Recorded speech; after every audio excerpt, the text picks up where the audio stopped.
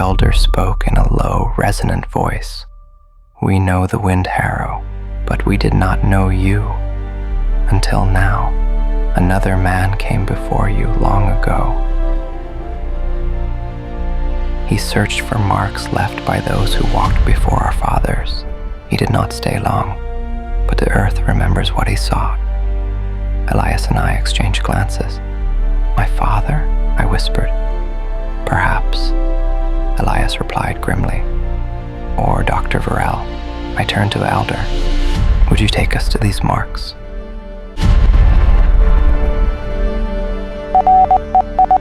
This dispatch has been filed from my desk. Dr. Elia Dare, Translator in Residence, Division 5 of the Royal Expeditionary Society. The excerpt you are about to hear was recently translated from the personal journal of Captain Milo VonDæker, July 1890, during his voyages to the Alaskan Territory. The runes and exact location of Milo's travels are still being studied, and we would appreciate your help in deciphering them. At the end of this broadcast, we will give you information on joining the Society as a member to help us unravel the mysteries surrounding the Wind Harrow and her crew. The following classified account has been unsealed for your eyes only. Handle with utmost discretion. Its contents are not for public dissemination. Journal entry, July 3rd, 1890, the Ketchikan shore. The morning broke over Ketchikan with a damp chill, the wind harrow swaying gently at anchor in the misty harbor. Costas's coffee, black as pitch and twice as bitter, steamed in our tin mugs as we gathered on the top deck. Henrik said, "Watch this," and tried juggling 3 biscuits, claiming it was practice for the circus. One sailed overboard and plopped into the sea. "That was my breakfast," he grumbled. Elias, my first mate, snatched the remaining 2 biscuits from Henrik's hands and tossed one to our navigator, Sigrid. "Better to feed us than the fish," said Elias. Sigrid laughed, her copper hair catching the weak sunlight. The morning passed in quiet labor, mending rope, scrubbing deck. The mist clung stubbornly to the trees, the spruce tops looming like silent warriors along the cove. "Shh," Elias warned suddenly, eyes fixed on the forested shoreline. "You hearing ghosts again?" Henrik teased. "Maybe," Elias muttered, almost to himself. "Totems on this shore. They've seen things we can't." We heard the ripple of paddles through water before we saw them. 3 cedar canoes gliding silently toward us. A Tlingit man stood at the lead, flanked by 2 others. He raised a hand in greeting and spoke in careful English. "Come. We share food, stories. We welcome the wind harrow." The words struck me like a sudden gust. Without hesitation, Sigrid slung her map case over her shoulder, and together, Elias, Henrik, and I boarded the longboats to follow them ashore. Kostas, always thoughtful, sent several wrapped bundles of hard pilot crackers and fresh-caught fish from the Wind Harrow's galley as a gift. The canoes brought us to a sandy inlet fringed with towering spruce. We walked for over an hour on unmarked forest paths, our footsteps and the drip of fronds the only sounds. At last the trees opened to reveal a great longhouse carved with clan crests. Inside, firelight flickered across beams blackened with age. The air was thick with the aroma of smoked salmon, herring roe, and rich seal stew. We sat cross-legged on woven mats as villagers set before us a feast. Salmon roasted over alder embers, dried berries pressed into cakes, and steaming bowls of clam and sea-green broth. Our bundles of pilot crackers were met with smiles, and soon the simple biscuits were being dipped into broth or spread with bright orange roe. Henrik, predictably, took one bite and wrinkled his nose.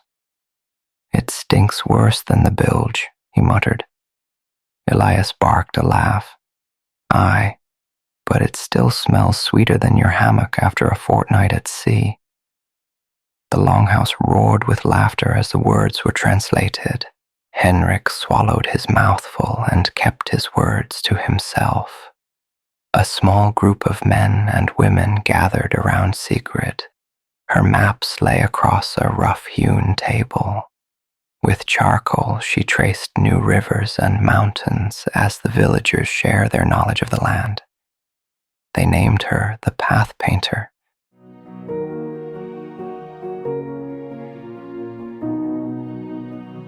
Then came gifts. To me, the elder presented a finely carved paddle etched with a raven's crest. "For leading those who follow," he said. To Sigrid, a small stone pendant shaped like a star. She who knows the way, even when no path is clear. To Elias, a braided cord of cedar bark. "This cord remembers the trees and waters of our land. Wear it, and you will not be a stranger here." And to Henrik, a rattle carved as a laughing otter. With a sly grin, the elder added, "Laughter keeps hunger away." The crew erupted with laughter. Henrik shook the rattle, and it sounded like shells tumbling in the tide. When the meal ended, the elder spoke in a low, resonant voice. "We know the wind harrow, but we did not know you. Until now, another man came before you long ago. He searched for marks left by those who walked before our fathers. He did not stay long, but the earth remembers what he saw." Elias and I exchanged glances. "My father?" I whispered. "Perhaps," Elias replied grimly. "Or Dr. Varel." I turned to the elder. "Would you take us to these marks?" Led by the elder and 6 Tlingit warriors, we retraced our steps through the forest. A moose crossed our path, and we quietly circled wide to avoid disturbing it. At last, we heard the crash of waves on rock. A towering totem pole rose before us, its colors faded by time, and nearby stood a massive granite boulder worn smooth by centuries of rain. I ran my hand over the stone's cold surface. "There's nothing here." "This looks out of place," Sigrid murmured. With deft fingers, she peeled away mats of moss until the lines of an ancient rune emerged. "Someone covered it deliberately," she said. She took parchment and charcoal from her map case and made a rubbing. Elias stood watchful and silent as the wind shifted through the trees, carrying the faint tang of the sea.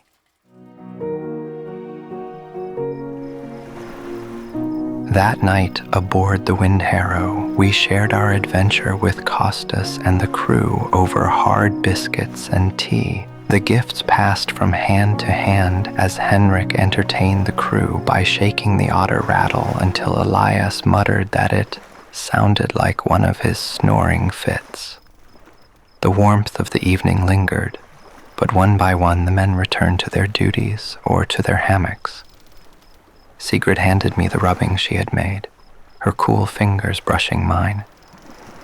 "Thank you, Path Painter," I said with a grin. Alone at my desk, the ship creaks gently in the dark harbor.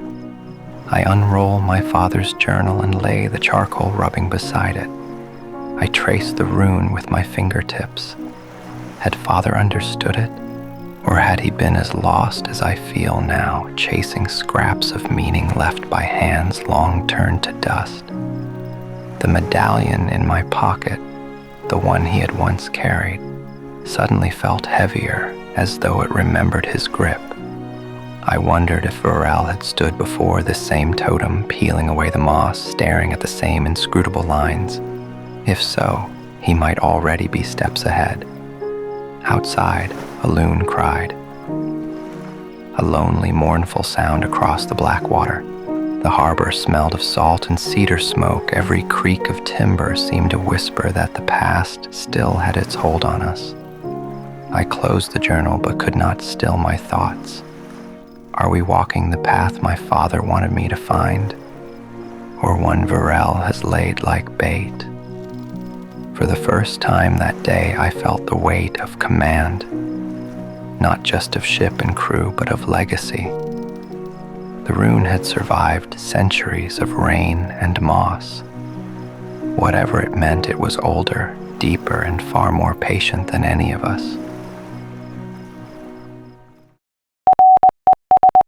For the observant modern traveller retracing the travels of Milo and his crew, we are including modern notes.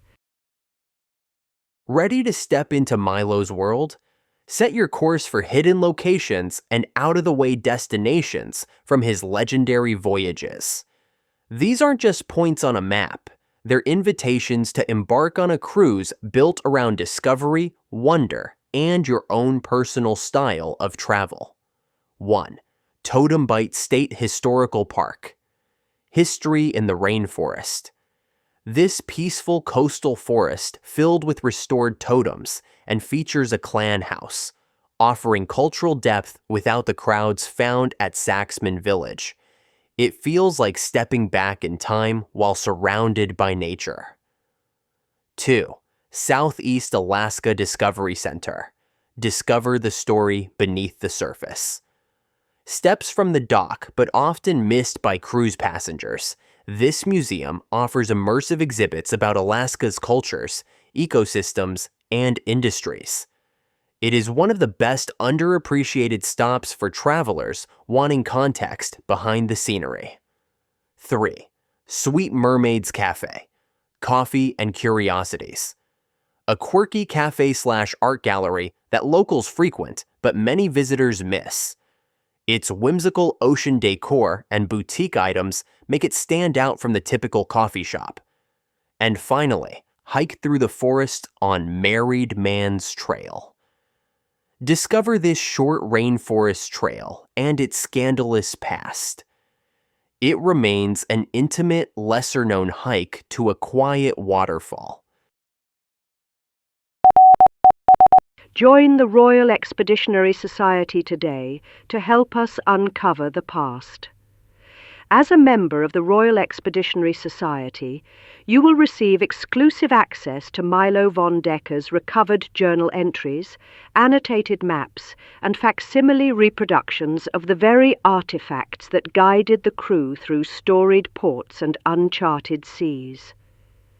To become a society member, and to receive classified dispatches from our desk, please contact the Society at the address below. Thank you and Godspeed.